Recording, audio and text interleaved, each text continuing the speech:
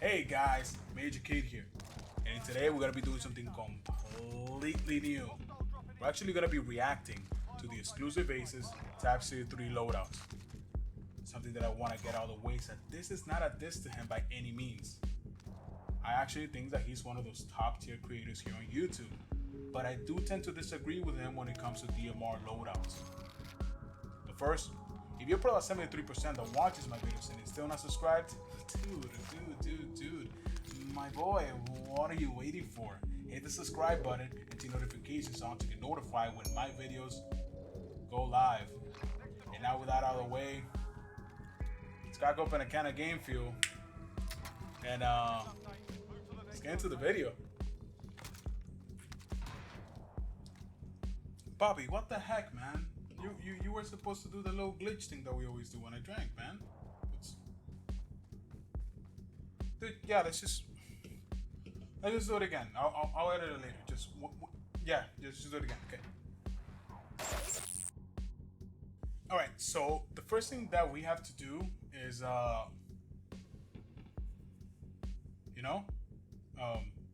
pull up the video. So what we're gonna do is we're gonna go to exclusive space. Bam. The game field.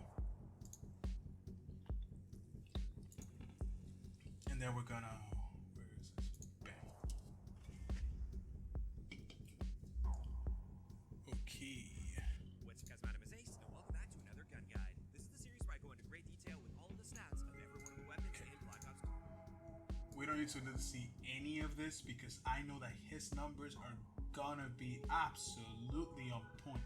Ooh, best customs. I love how his chapters. That's so fucking neat, dude. That's dope. Okay. Combinations and example class setups. And the first combination I've got for you guys here, this is more for an aggressive build. This isn't designed for like sitting way back on the map and trying to pick people off at range, although you can still do that if you really want to. This one is more designed for aggression though. So with this, we got the build stop reflex for our optic, because I don't. Alright. I already disagree with this setup. For me, and I'm saying this, this is the whole point of the series for me to give my personal opinion. I strongly disagree with the silencer. And let me tell you why. I honestly feel that we're still in modern warfare mode where we're not paying attention as much to the minimap. We've gotten so, we're not conditioned to it as much as we were. Before it was like, red dot chasing, pre-modern warfare. But as of right now, I feel like a silencer for pubs is not exactly needed. If you're moving about, which is an aggressive setup, if you're moving about, it's not needed at all. My second problem with it is the fact that I would take that silencer slot and I would actually use the KGB pad. Because if you look, the Groove Elastic Wrap is taking away sprint to fire. And that's a very important stat. And if you take away sprint to fire more than the tactical rifles already are, because if you didn't know, I think the sprint to fire on tactical rifles is like 250 milliseconds, and for everybody else it's like 200. If you don't have the KGB pad, you can't compete with the SMGs, which is exactly what you gotta be going up against. Assault rifles at close range and SMGs. So I would actually take off the silencer. I would slap the KGB pad. The thing with the 16.4 titanium barrel is that it's a very, very, very, very big compromise. The 17% fire rate boost does slow your TTK. Problem with that being is that after, because this gun has a 50.8 meter range if I'm not mistaken, that 25% to our effective takes it to 38.1. Around there, I don't know, I'm just throwing hard numbers out there. But after 38.1, you can't compete with absolutely anything. I mean, let me pull up my my stat sheet real quick. And yeah, the MP5 at 7 shots, all the way out to fucking infinity, will kill you in 410 milliseconds. So this is slower after 38 meters. An MP5 across satellite will kill you faster than this can. If it's hitting his shots, of course. And that's my thing with this, that using the 16.4 titanium, it's a really it's a huge, compromise. You are getting that fire rate. You're lowering your TTK up close, but you're also decreasing your range by a lot. I mean, if I want to be aggressive, and this is me being aggressive, I would take off the 16.4 titanium barrel, right? And I would actually add a laser sight to reduce the hip fire. Once I add a laser sight to reduce the hip fire, I can now no longer worry about the aim down sight and the KGB pad. And the sprint out time that it's always gonna be slower than the SMGs in this game. There's just no way. You can't catch up to them. And I would actually be able to compete with them by just hip firing it. And then when I get into my medium to long range situations, then I still have the power to carry through past 38 meters. But that's just my personal opinion. Let's keep going. Really like the iron sights on this, and also having an optic on this gun really seems to cut down on that visual. He took the words right out of my mouth. The iron sights on this weapon have to be some of the worst, and I literally mean the worst iron sights I have ever seen. Like, I have no idea how in the world this got away. Because the reality of it is that when you have, man, I'm trying to like makeshift something right here.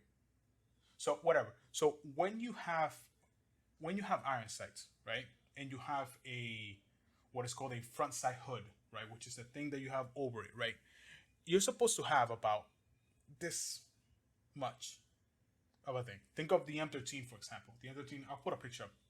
The M13 has beautiful front sight hood with a front sight post. It's perfect. But when you compare that to the Type 3, it's like tiny. It's like, if this thing is here, it's like a notch. It's like so hard to get that front sight post on target because it's like 3 pixels thick. It's the craziest thing ever. Personally, I struggle using iron sights with this weapon, and I love iron sights, and I struggle very, very hard to use iron sights. I mean, if you want to compare, you should take this iron sights and just compare it to the exact same Type 3 in Warzone, and you'll see the difference. It's like night and day. It's like, wow. But yeah, for most people, and I'm not trying to be condescending. For most people, a sight is required for this gun. In most cases, I would even say that this is one of those guns that I use that I'd rather have an iron sight than not have it at all. I'd rather have an iron sight or not have it at all. Sorry. But this is a pretty good setup. I would just, again, take off the silencer, use the KGB pad, take off the titanium, and put a laser sight. That would be way more aggressive and way more viable because you're not always going to be in that aggressive, in-your-face position. SMGs get away with it because when they do get to that medium range, they still have a faster sight, they still have a faster sprint out time. They just got to get more shots in. And most of the time, they have a faster rate of fire. But let's go on. Recoil. Then we've got a standard silencer, the titanium barrel, so we can get the fastest possible fire rate on this. However, when you do this, it does technically increase our recoil, and therefore I also added the Spetsnaz grip, which will give us a super accurate gun. As you can see here, there is almost no recoil whatsoever with this setup, which is awesome. But finally, for attachments on this, we've got the GRU elastic wrap, which gives us a significant boost to our aim down sight time. GRU, the stats on the side here. We've got great stats Never heard like that aside before. from our range and velocity, which, like I said, this isn't designed for hanging back and picking people off at really long ranges. This is designed for fighting a little bit more up close and personal. As for our second class setup, this one is designed more so for hanging back and picking people off. Okay. What's going on here? Well. So this is long range setup, and this is what I'm not understanding. Okay. The 21.5 task force barrel does something that is great for this weapon. The DMR-14, right? Again, I have to pull up my stat sheets here so I don't get quoted wrong. But the DMR-14. The DMR-14 does 58 at its maximum kill range and then 50. It's 150 health, so it's going to be a 3-shot kill. You can shorten that range as much as you want, or you can extend it as much as you want. It's always going to be a 3-shot kill. The Type 3, however, does 68, way more, 10 points more of damage at close range. That is still negligible. That does not reduce the amount of number it takes to kill at close range. But then it does drop off to 49. Meaning that at long range, right, past its effective damage range, which is 50.8 meters, you do start to drop off to a 4-shot kill range. Simple terms, Type 3 is 3 to 4 shots. The MR14 is 3 shots, flat. When you add something like the 21.5 Task Force barrel, it's great. It increases your damage by 9%, boosting that 68, and boosting that 49 as well. It also gives you 100 effective damage range. At that point, you're already overkill. That makes this weapon a 3-shot kill range. It makes it extremely reliable. I'm cool with that. Now, it does add up 50% more bullet velocity, perfect for long range, but it does add a heavy hit to vertical recoil control, that being 20%, and then a heavy hit to horizontal, that being 15%. Here's what I don't get. Why the muzzle brake? And this is one of the things that I disagree with him the most. Why the muzzle brake? If we take a look, right? And let me just open up my 4K capture because I really want to see what's going on here. Let's open up Cold War. So yeah. So my thing is that if you put the numbers together, right, the muzzle brake is giving you 10% vertical recoil, and the Spetsnaz is giving you 10%. So you have 20% on the vertical, and the Spetsnaz will give you 40% horizontal. So you have 20% on vertical, 40% horizontal. Correct? Perfect. Why not, instead of using the muzzle brake, why not use the Spetsnaz compensator that gives you 25% on the vertical and takes away, if I'm not mistaken, 10%. Might be 15, but I think that is 10%. I don't know. So that's exactly why I'm turning on my Cold War so I can check. But that's something that doesn't make sense because you're already setting this up for long range. And I agree with the Cobra Red Dot. I feel like you can engage somebody at long range with any type of sight. And, apart from the iron sights for the Type 3, that is a little bit difficult. But I think that the Cobra Red Dot is absolutely perfect for engaging people at range. But I just don't understand how the numbers are multiplying. Like, why take 20% on vertical and then 40% on horizontal when, if I'm correct, which I'm checking now, you could be taking 30% vertical and 35% horizontal. Or actually 35 and 35, if I'm not mistaken. That doesn't make sense. Also, with the GRU 5 milliwatt laser sight. Sorry, that's a tongue twister for me. That also doesn't make sense for me either. I would just go for the regular laser sight. Sacrificing aim down sight time is a big no-no. It's a huge no-no with tactical rifles because you're already at your slowest. SMGs aim down sight at 200. Let me double check. Yeah, SMGs aim down sight at average ADS. Yeah, it's around 200 with the exception of the AK-74U, which is a 300. Assault rifles all aimed outside around the 300. The gross that does 266. You go to tactical rifles and they're all at 350. The MR14 at 325. So you're at 350 competing against 250s and 300s. That's a 50 millisecond difference, dude. That's a 50 millisecond discrepancy. That is huge. In Call of Duty time, that is light years. But let's keep going. I'll go back to the muzzle brake and Spetsnaz script thing. Because we're using the gunfighter wildcard here. So with this, you're using the Cobra Red Dot, which gives us a bit more zoom than the Millstop, so it helps us more at those longer ranges. We've got the muzzle brake, mainly because I didn't want to reduce our bullet velocity with a suppressor, but also because it helps with our vertical recoil control, which we need because I'm also using the Task Force barrel here, which does give us a noticeable increase to our vertical and horizontal recoil. However, it's always going to be a 3-shot kill now, and this is also one of the few ways of boosting our bullet velocity, which is necessary for really long-range fights. But after that, we've got the 5 milliwatt laser, just to make it so our hip fire isn't completely terrible.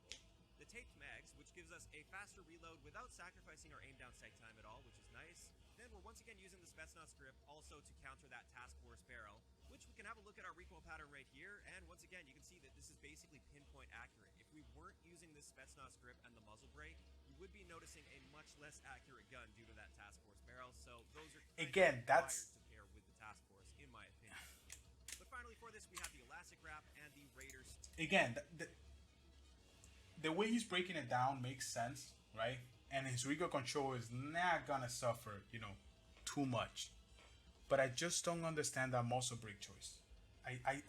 I'm struggling to wrap my head. I'm struggling to wrap my head around why pick the muscle brake only for a 10% boost. You can even go for the Eliminator, I believe that's what it's called, that gives you 17% recoil control, and then it gives you 85% muscle flash concealment, which will keep you off the radar. Even that's a better choice. Because the Spatnaz grip is giving you 40%. I know I'm beating the bush around here, guys. I know I'm just like dragging the dead horse out. But to me, it's not. It's not fucking computing, dude. like, like, no.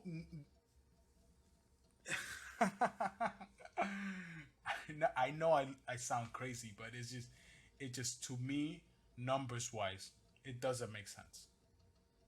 And it's not like we're talking about like a suppressor on the DMR14, because when you put a suppressor on the DMR14, it does block a little bit of the iron side. So that might be another reason on why to use one over the other. But honestly, just I would take either the infiltrator or the Spatnaz compensator over the muscle brake any day. To me, I just think that is weird. But yeah. Stock. The Raider stock is nice just to allow us to strafe a little bit faster in gunfights. That's good. Help us dodge shots, especially at really long ranges. And with this, you can see our range value is great. Not that it really matters since it's always a 3-shot kill. Our velocity is pretty much as good as it's going to get. And our sprint out and aim down sight time are both reasonable too. So this is a really nice setup. More Kill the rest. It's a little up close, but it's more designed for longer range. And with that, that's going to wrap it up for today's gun guide on the Type 63. As for my thoughts on this gun, I think it's extremely underrated. I almost never see people using the Type 63. And yet this gun has a ton of amazing potential, especially if you're capable of landing just one headshot mixed in with a body shot, which isn't that difficult due to how accurate this gun is. Of course, that is just my opinion. I'd like to know in the comment section below, what do you guys think about the Type 63 in Cold War's multiplayer? Do you agree? Wait, hold up. Back it up, Ace. Back it up, Ace. I'd like to know in the comment section below, what do you guys think about Back it up.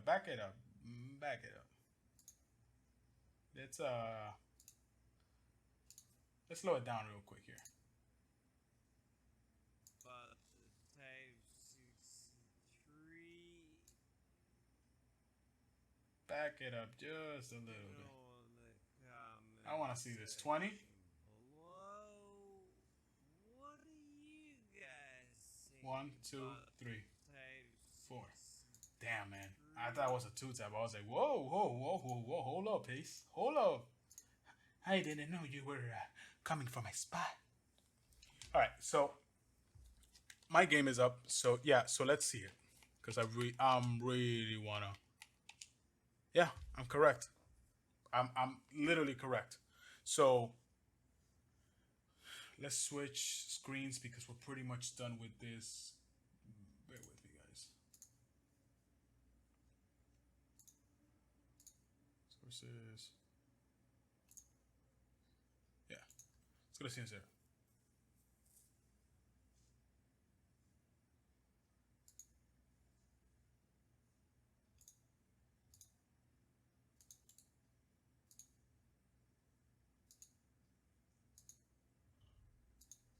All right, so I have it up on the screen now. So here's the thing with what I'm saying. So what he has, right, is take everything off. So we're going to keep the underbarrel the same, which is Spatnaz work rate, right? Which is, 10 and 40, right? That's what we have right now, 10 and 40.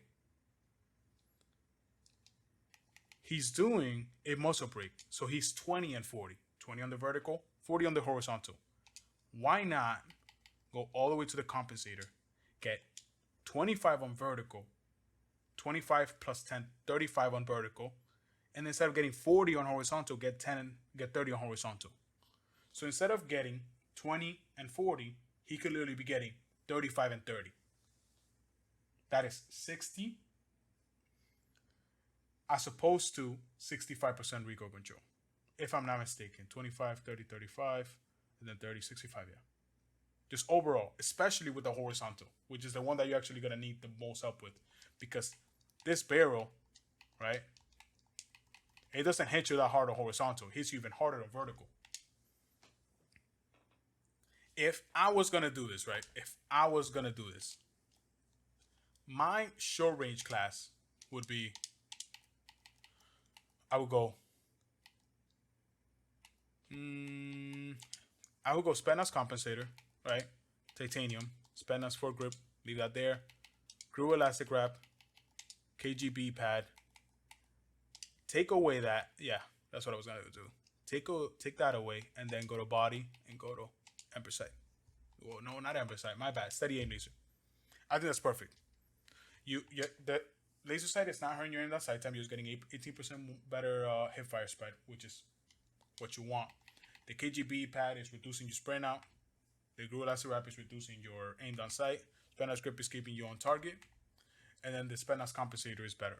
Or I would actually go boom. I will put the mill stop reflex, and I'll actually change this and go to no stock. The no stock, yeah. I would change the laser to the 5 milliwatt. Take a little hit on the aim down sight time. I think that is a perfect close quarter setup, because you have the compensator, give you 25% vertical recoil. You're on target with that by itself. Mill stop, in case you need to challenge somebody. Somebody comes up close to you, you can delete them with a Grew 5 milliwatt. Handle and stock, speed you up. That way you can compete at close quarters. If I was going to do, let's move this over here a second. And if I was going to do a long range one, I will go for the Cobra red dot, exactly how you did it. Boom. I will keep the spin as compensator. Take that off. Go for the task for titanium. Take off the stock, because I won't be sprinting out. I will most likely be, holding a position or controlling an area. And then I will use the underbarrel for maximum recoil control. That's perfect right there. At that range, you have 3. You have 25 bullets in the mag. I mean, what else do you want? I mean, like, being honest, like, you can kill 8.3 people or 8 people. If we're being, you can kill 8 people with this setup. I mean, with that magazine before you run out. If you can land all your shots, of course, which should be. But yeah, that's pretty much gonna wrap it up for me today. Let me know what you guys think about this kind of style of videos. I really do like judging people's setups. It makes me feel snobby. But yeah, as always, I'm gonna leave a link to the Exclusive Aces channel. The dude is dope. I just disagree with his setup sometimes when it comes to DMRs. I'm gonna leave a link to his channel down in the description below in case you want to check him out. His numbers are on point. Anything car related, he's definitely the best source to break down absolutely anything. So yeah, definitely go check him out. Also, I'll be streaming over on Twitch. Probably by the time that this goes live, I should be streaming. So, follow me over on Twitch and, ask me questions. Come hang out. Come say hi. The same old usual. And yeah, that's all for me today. I'm MLJOR, and I thank you for watching.